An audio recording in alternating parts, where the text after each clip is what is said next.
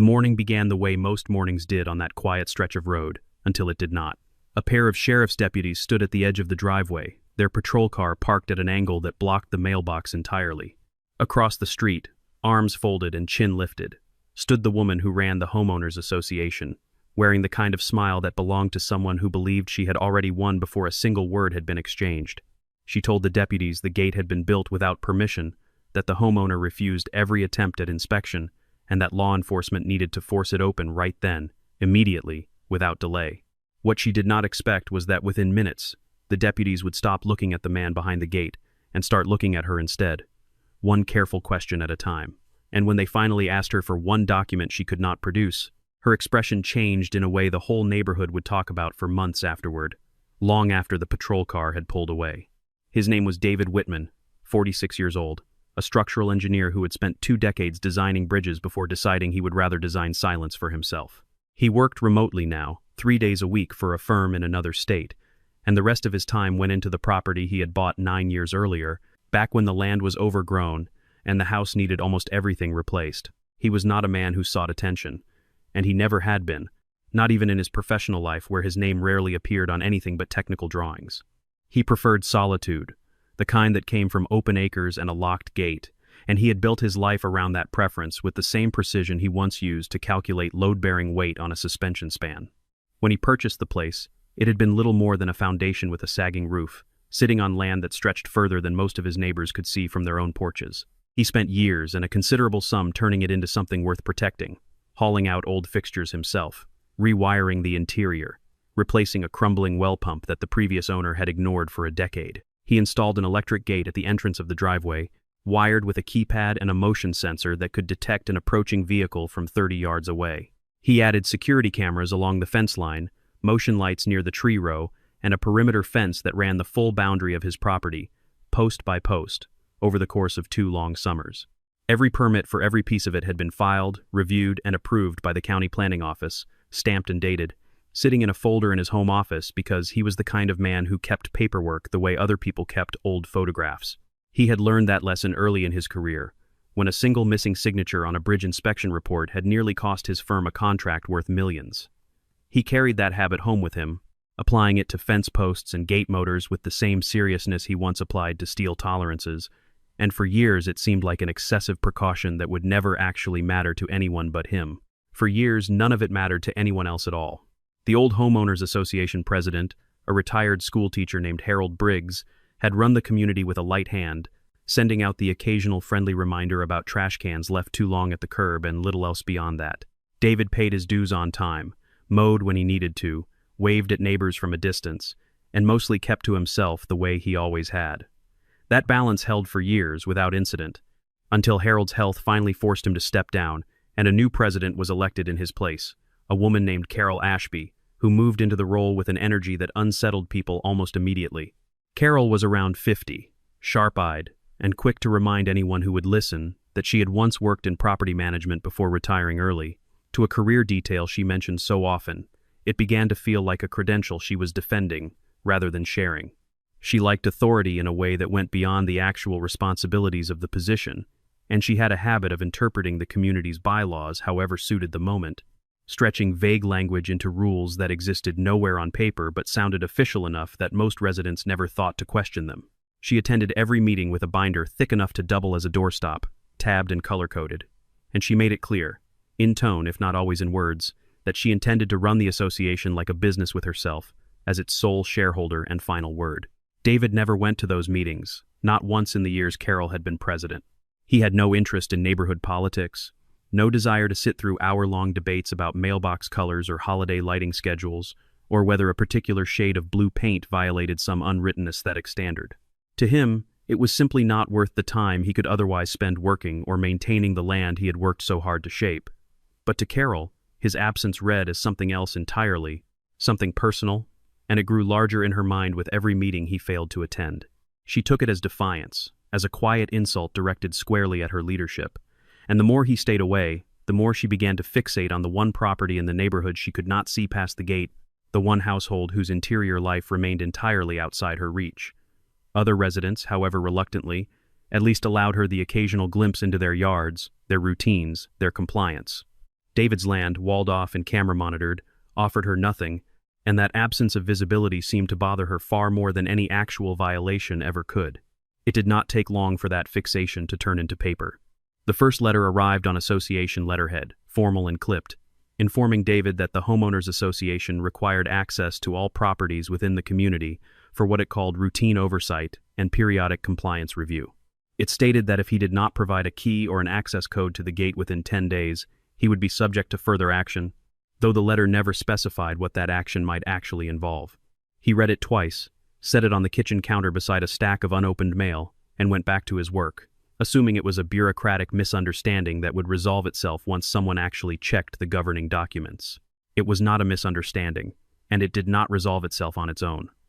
Over the following weeks, the association escalated in the way certain organizations do when they mistake persistence for legitimate authority. Emails arrived first, vague and repetitive, each one restating the previous demand with slightly sharper language. Then came the certified letters, carrying an unmistakable edge of warning that had not been present before, followed shortly after by fines, small at first, then noticeably larger, attached to reasons that shifted depending on which week the letter had been drafted.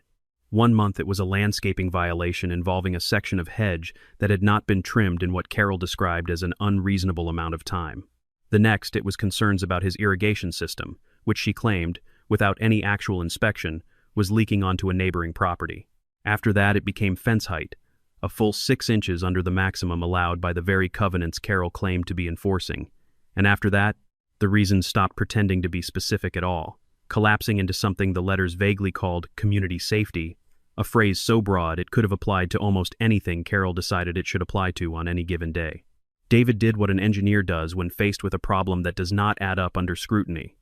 He went back to the source material rather than reacting to the accusations themselves. He pulled the full set of covenants, conditions, and restrictions that governed the neighborhood, the document every homeowner had technically agreed to when they bought their property, and he read it from the first page to the last without skipping a single clause. Nowhere in that document, not in a single line, was there language granting the Homeowners Association the right to hold a key to a private residence, let alone demand unrestricted access to someone's land whenever it saw fit. He read the document twice more, just to be certain, cross-referencing dates and amendments, because he did not want to respond out of anger or assumption, only out of verified fact. That was how he had always worked, on bridges and on paperwork alike, and he was not about to change that approach simply because the dispute had become personal. So, when he finally sat down to reply to Carol's latest letter, he did it the way he had once drafted engineering reports meant to survive a courtroom, with citations, with references, with nothing left open to interpretation.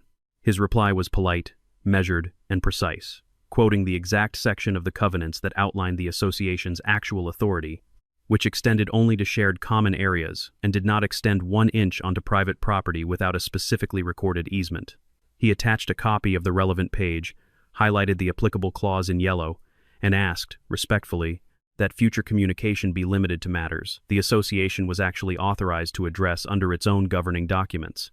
It was the kind of letter that should have ended the matter entirely. Instead, it made everything considerably worse. Carol did not respond well to being corrected, especially not by someone who had ignored her meetings for years and then, without warning, demonstrated that he knew the rules better than she did. At the next general session, held in the clubhouse with a modest crowd of residents scattered across folding chairs, she brought up his name without prompting, referring to him as uncooperative, difficult, someone who refused to work with the community for reasons she implied, without stating outright, were suspicious in nature. A few neighbors nodded along out of habit, the way people often do when a familiar voice speaks with confidence.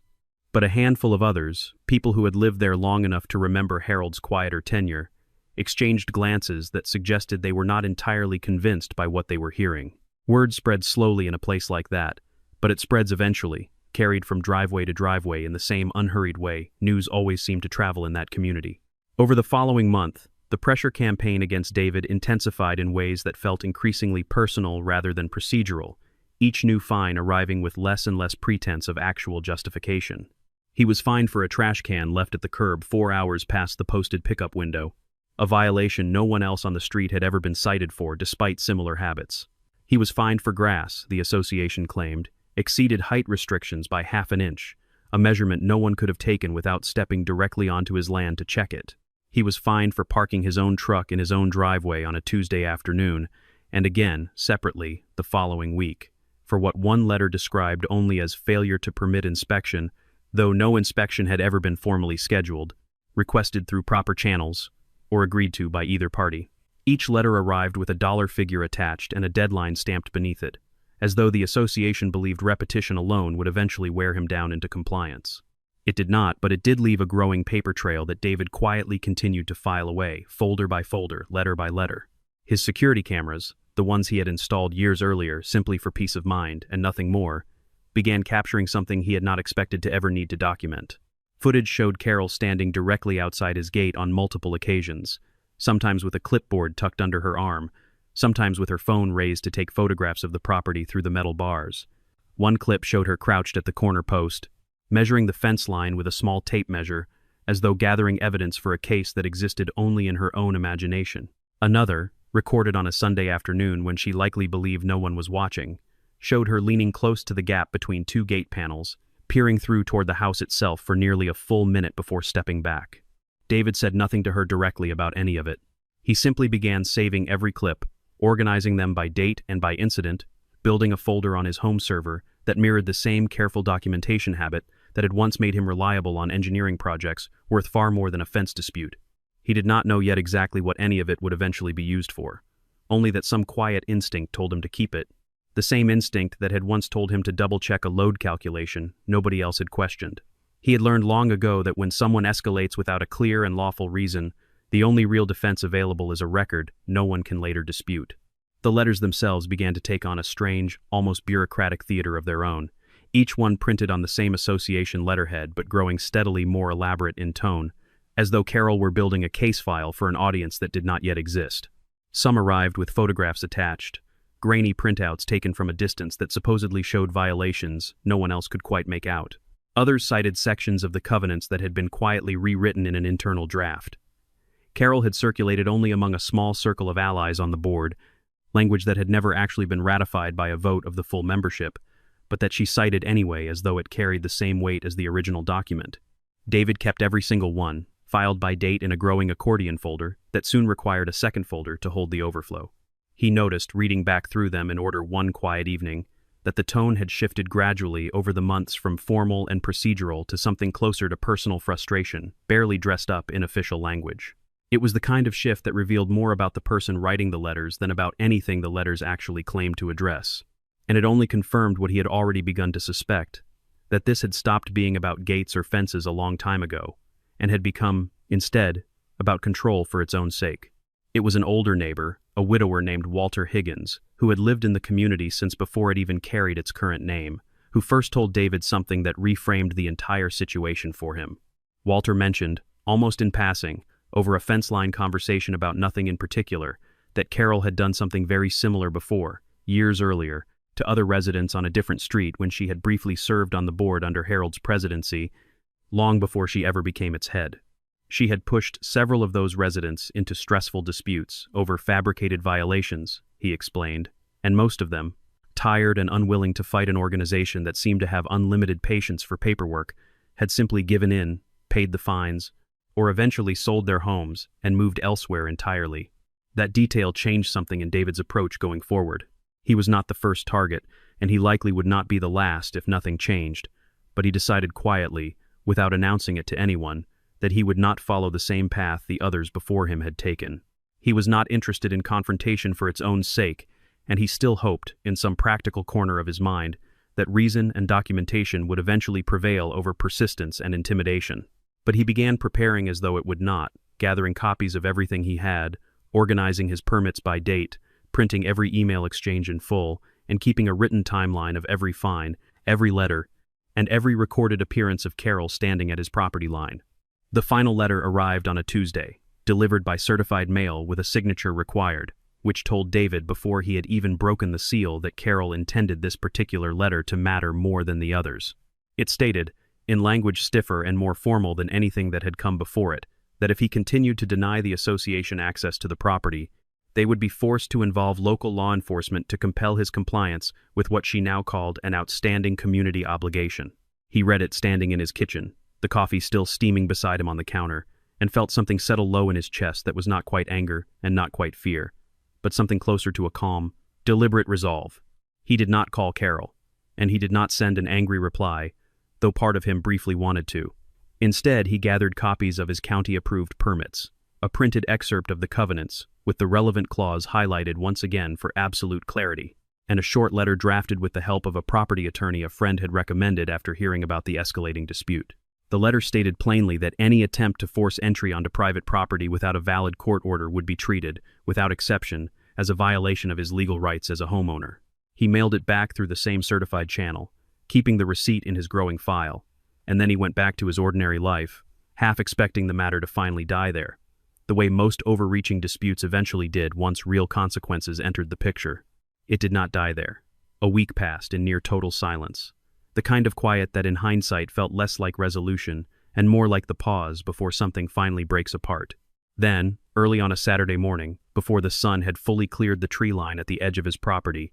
David woke to the sound of knuckles against his front door, firm and deliberate, not the tentative knock of a neighbor dropping off mail, but the kind that meant business had arrived at his doorstep. He pulled on a jacket, walked down the hallway, and glanced through the side window before opening the door, feeling his stomach tighten at exactly what he saw waiting on the other side of it. 2 sheriff's deputies stood on his porch, their patrol vehicle parked in the turnaround near the gate with its lights off but its presence unmistakable. A few yards behind them, standing just outside the property line with her arms crossed and a look of quiet triumph settled across her face, was Carol. She had clearly been the one who placed the call, and she had clearly been waiting for this exact moment. The moment she believed would finally force David to comply with everything she had been demanding for months on end. For a beat, nobody said anything at all, and the morning air held that particular kind of stillness that exists right before an entire situation changes direction. The lead deputy, a broad-shouldered man in his mid-30s named Deputy Coleman, introduced himself and his partner,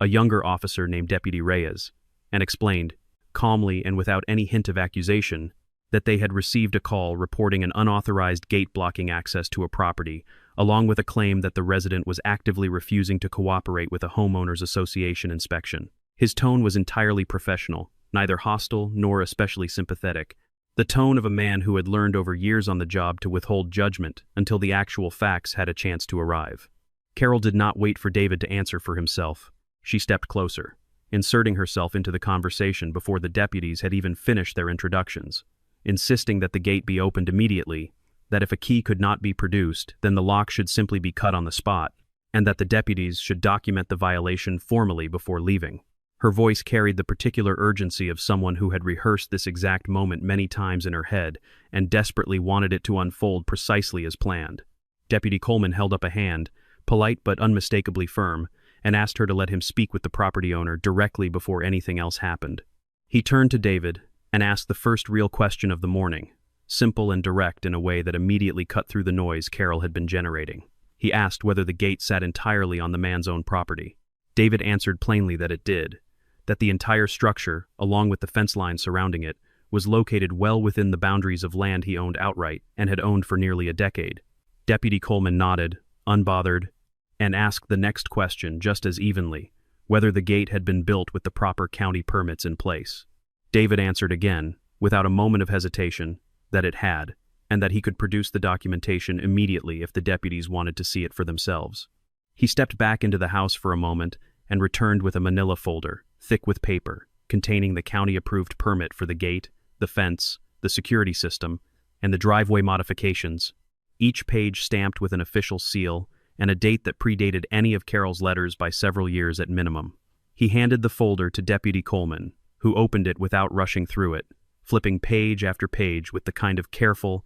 methodical attention that suggested he had encountered plenty of neighborhood disputes before and knew exactly what mattered and what did not in a situation like this one. The air on the porch shifted almost imperceptibly, the balance of the entire conversation tilting in a direction Carol had clearly not anticipated when she made her call that morning. Deputy Coleman closed the folder gently and turned toward Carol, his expression unreadable, but his tone carrying a new and noticeable edge of scrutiny. He asked her, directly, what specific provision in the association's governing documents gave her the authority to demand access to a private residence in the first place. Carol hesitated, the confidence in her posture faltering just slightly for the first time that morning, and reached into her bag for a copy of the community bylaws she had brought along, flipping through the pages with visibly increasing urgency as she searched for language that would finally answer his question in her favor. Deputy Reyes took the document from her hands and read through it himself while his partner waited patiently, and after a long, uncomfortable moment he looked up and said,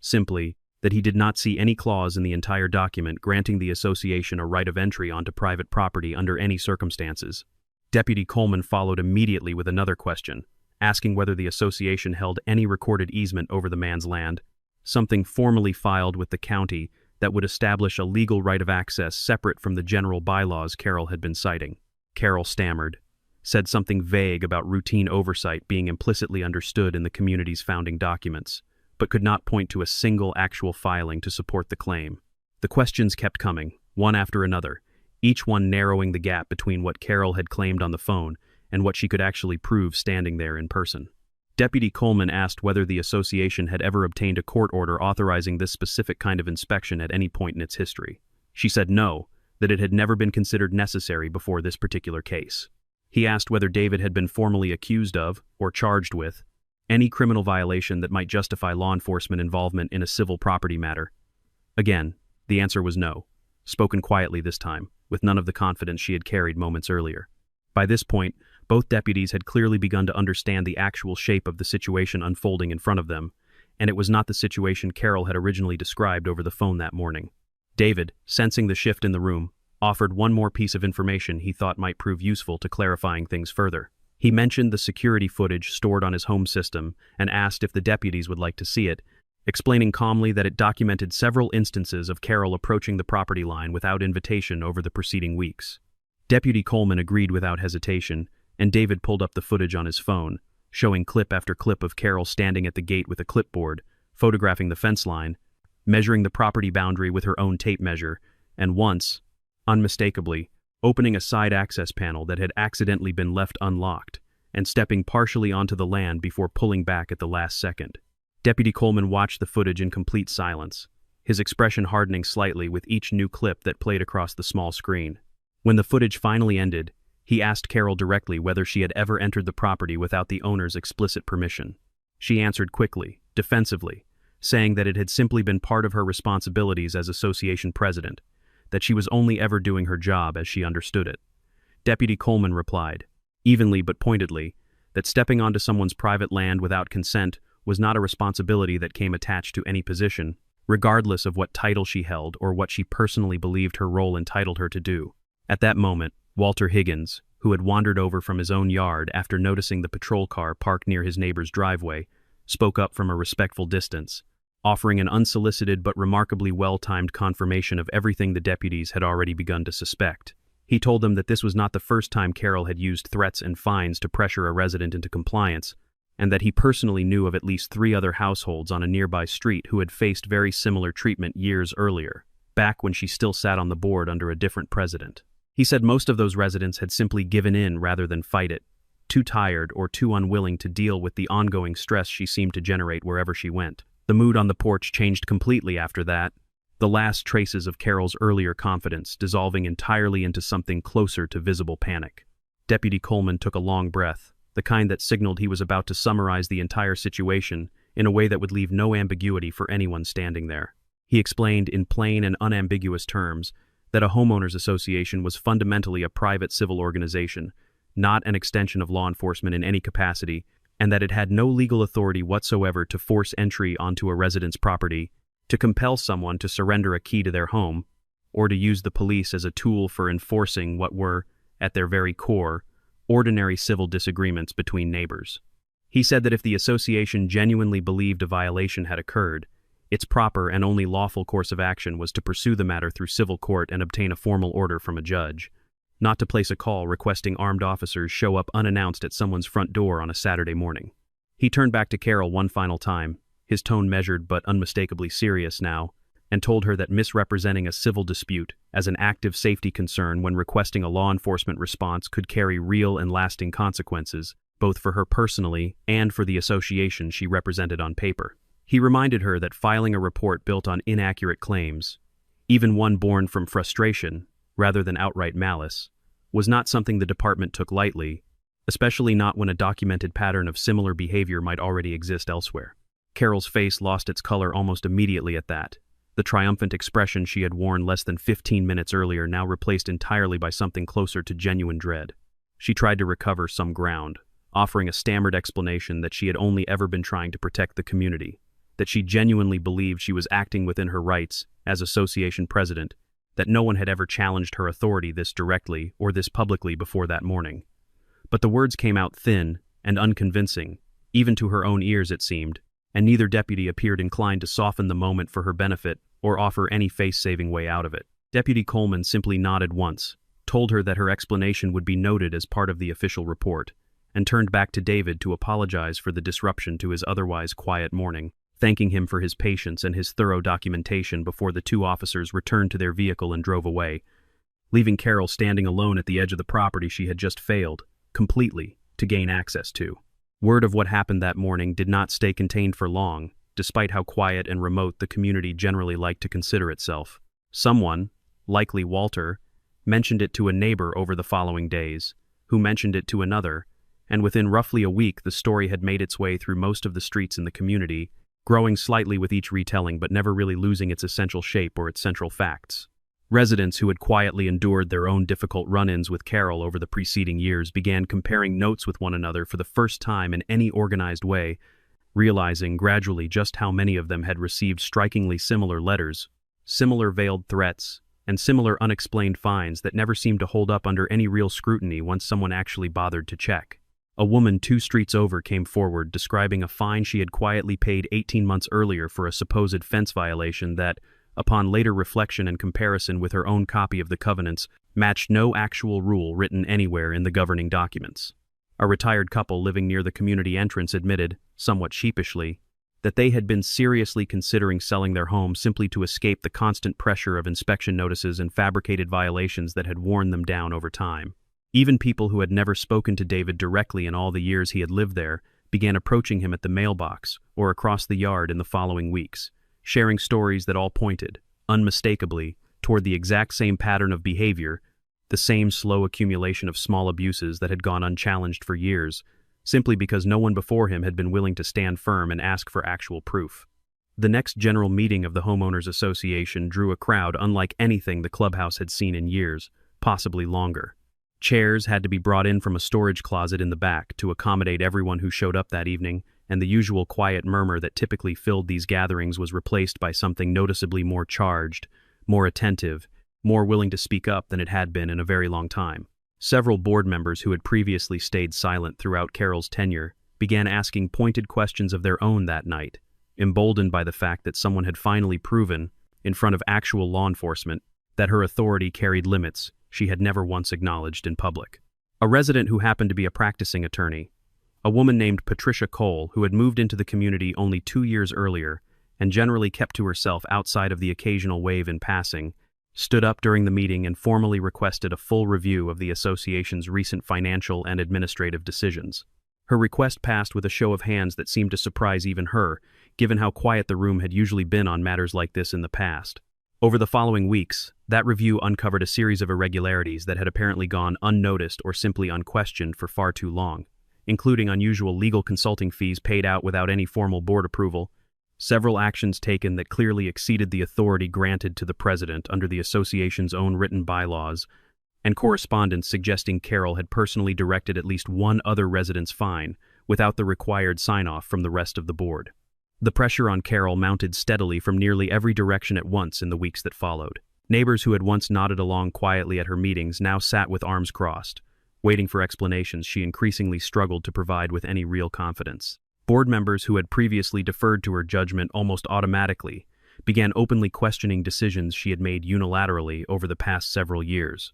The very authority she had spent so many months trying to project through certified letters and fabricated inspections was now the exact thing being dismantled, piece by careful piece, in front of an audience that had finally, collectively, decided to pay close attention.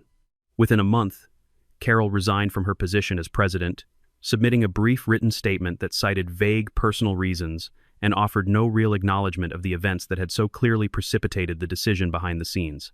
A new board was elected shortly afterward, made up largely of residents who had never previously volunteered for any kind of association leadership, but who now felt genuinely compelled to ensure nothing like the past year would ever happen again to anyone else in the neighborhood. Among their very first actions was a complete rewrite of the covenants, clarifying in plain and accessible language the actual boundaries of the association's authority, explicitly stating that no board member or officer held any right whatsoever to demand access to private property without a legally recorded easement or a valid court order backing that demand. The new board also moved quickly to make its finances fully transparent going forward, publishing quarterly reports that any resident could review at will, and it established a formal appeals process for fines, something that had never actually existed under Carol's leadership despite years of complaints. Every fine David had received over the previous months, along with several others imposed on different residents under similarly questionable circumstances,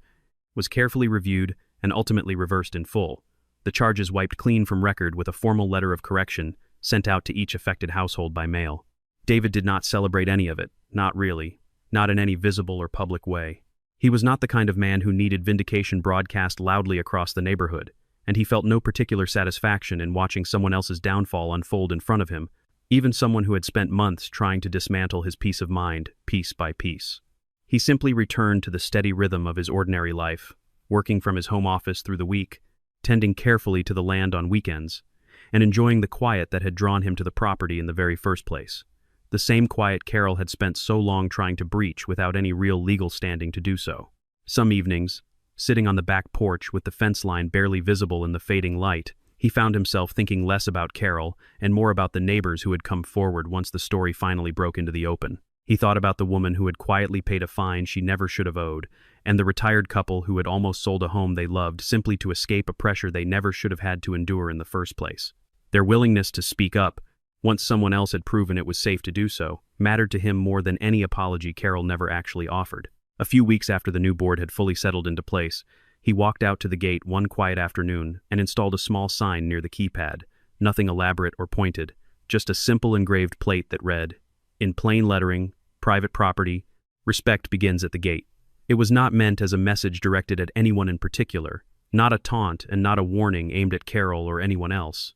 but more a quiet reminder to himself of what the entire ordeal had ultimately, at its core, actually been about. Boundaries, once properly understood and properly defended with patience and documentation, tended to hold firm against almost anything thrown at them. In the months that followed, the community slowly settled into something calmer than it had been in years, closer even to the quieter days under Harold's leadership before ambition and an unchecked desire for control had briefly taken hold of it. People still waved at each other across their yards, still gathered occasionally for summer cookouts near the clubhouse when the weather allowed for it, but there remained an undercurrent of awareness now that had not existed before, a shared and hard-earned understanding that authority within any neighborhood, however official it might sound printed on letterhead, still answered to something considerably larger than any single person's will or ambition.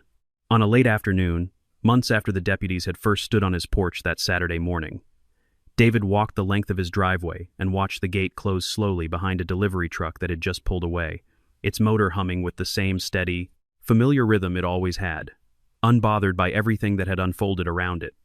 The cameras along the fence line rotated gently on their mounts, indifferent now to the absence of anyone watching from the other side of the property line. What made a community genuinely strong, he had come to understand through all of it, was never the authority claimed loudly by whoever happened to be standing at the front of a meeting room with a binder and a title. It was instead the quiet collective agreement that no one, no matter their position or their confidence, stood above the boundaries the law itself had already carefully drawn. That morning, months earlier, the deputies had not come to open his gate at all. They had come, in the end, to remind everyone watching from their windows and their porches that no one, not even the woman who ran the homeowners association, stood above the law.